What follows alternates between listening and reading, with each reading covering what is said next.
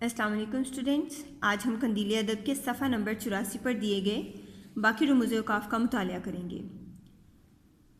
سب سے پہلے ہے ووین یعنی کوٹیشن مارک۔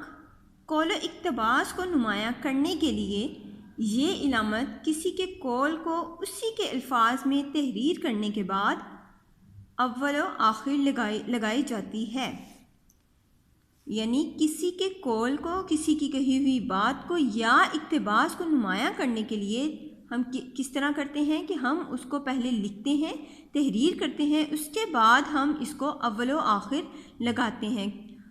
جیسے آپ صلی اللہ علیہ وآلہ وسلم نے فرمایا جنت ماں کے قدموں تلے ہے۔ اب حضور پاک صلی اللہ علیہ وآلہ وسلم کے قول کو ہم نے تحریر کیا اور اس کو نمایاں کرنے کے لیے ہم نے اول و آخر ووین کا استعمال کیا، یعنی کوٹیشن مارک کو لگا دیا۔ آگے ہے علامت حذف۔ یہ علامت بالکل ختمے کے جیسے ہوتی ہے۔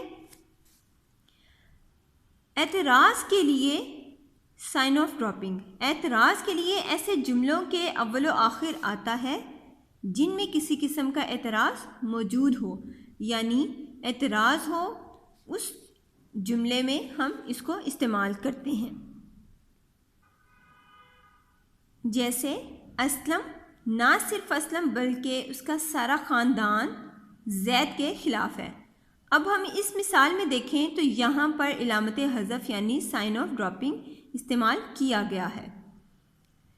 چونکہ یہ کتاب کمپیوٹرائز ہے اس لیے یہ کوما کی شکل میں علامت حذف لگائی گئی ہے، لیکن یہ علامت تقریباً ختمے کے جیسے ہی ہوتی ہے۔ ہم کسی اقتباس میں، پیراگراف میں سلیس کرنے کے لیے جو ہمیں پیراگراف دیا جاتا ہے، یا ویسے ہی ہم اشعار کو جب لکھتے ہیں تو تشریح کرنے کے لیے تو ہم اس کے پہلے ایک یا دو الفاظ لکھ دیتے ہیں، تو اس کے بعد علامت حذف کو استعمال کرتے ہیں۔ آگے ہے تفصیلیہ۔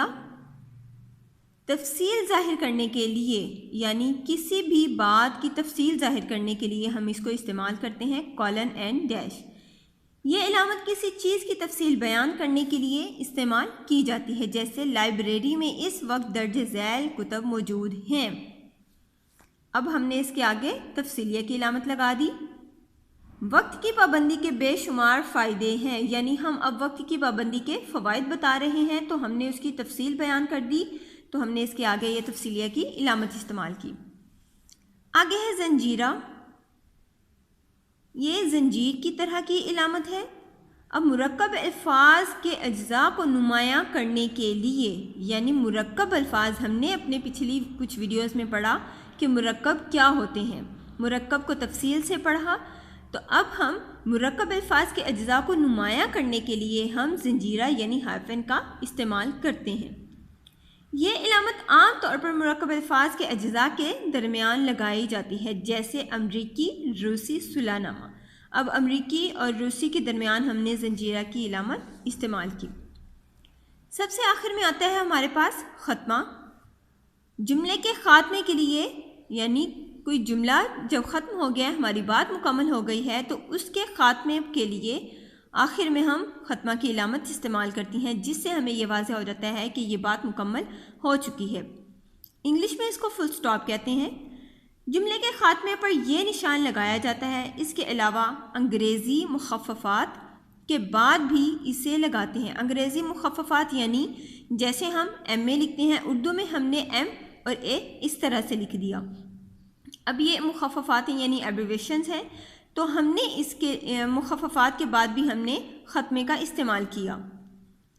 اب ہم دیکھیں مثال، تو اللہ ایک ہے، یہ جملہ مکمل ہو گیا تو ہم نے اس کے بعد ختمہ استعمال لگایا، اس سے ہمیں یہ واضح ہو گیا کہ یہ بات مکمل ہو چکی ہے۔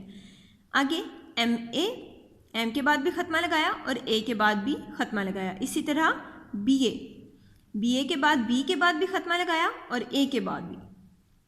جی اسٹوڈنٹس، یہ تھا ہمارا آج کا کام۔ آپ نے اس کا مطالعہ کرنا ہے، پڑھنا ہے اور اس کو اچھی طرح سے یاد کرنا ہے۔ اللہ حافظ۔